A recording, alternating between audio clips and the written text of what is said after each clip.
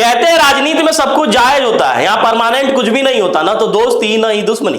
मैं ऐसा क्यों कह रहा हूं? क्योंकि एक ताजा वाकया सामने आया। आप सभी जानते हैं कि आगामी कुछ महीने में देश में आम चुनाव होना है, लोकसभा चुनाव होना है, जिसको लेकर सभी राजनीतिक पार्टियां कमर कस ली हैं और सियासत की जो दांव पेच है वो अपने उफान पर है। इसी बीच उत्तर प्रदेश इस समय केंद्र बिंदु बना हुआ है और उत्तर प्रदेश की एक सीट इस समय चर्चा का कारण बनी हुई है। वो सीट है गाजीपुर। गाजीपुर से सपा ने अफजाल अंसारी को टिकट दिया है। अफजाल अंसारी मुख्तार अंसारी के भाई हैं और इस समय जो उत्तर प्रदेश कांग्रेस कमेटी के जो अध्यक्ष हैं वो है अजय राय।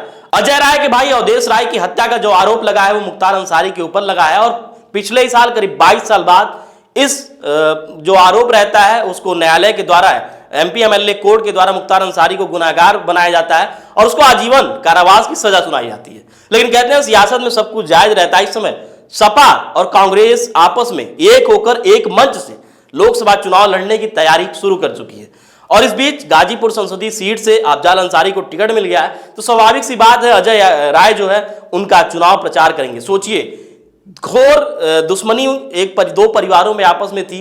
22 साल बाद अजय राय को न्याय मिलता है, उनके भाई के हत्यारे को उम्र कैद की सजा सुनाई जाती है। लेकिन कहते हैं कि अब राजनीति है तो सब कुछ करना पड़ेगा, दुश्मनी दोस्ती यहां परमानेंट कुछ भी नहीं होता। राजनीतिक हित किस तरीके से है उसको साधने में सभी पार्टियां सभी राजनेता लगे रहते हैं। अब अजय राय वही अजय राय जो जिनके भाई को जब एमपी एमएलए कोर्ट के द्वारा गुनाहगार मुख्तार अंसारी को सजा सुनाई जाती है तो वो कोर्ट पहुंचते हैं और बकायदा अपना माथा टेकते हैं और मीडिया के सामने कहते हैं कि 22 सालों तक जिसका इंतजार था आखिर मेरे भाई के हत्यारे को गुनाहगार को आज सजा मिल गई है।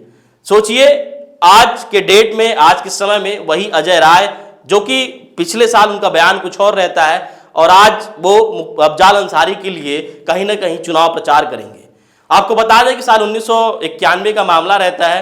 अजय राय और अवधेश राय दोनों भाई अपने घर के सामने खड़े रहते हैं और अचानक से हमलावर आते हैं और अंधाधुंध फायरिंग करके अवधेश राय की हत्या कर देते हैं, जिसके बाद ये मामला कोर्ट पहुंचता है और मुख्तार अंसारी के ऊपर इस हत्या का इल्जाम लगता है। 22 साल तक मुकदमा चलता रहता है और पिछले साल ही इस मुकदमे में अवधेश राय को न्याय मिलता है और मुख्तार अंसारी को उनकी हत्या के जुर्म में उम्र कैद की सजा सुनाई जाती है।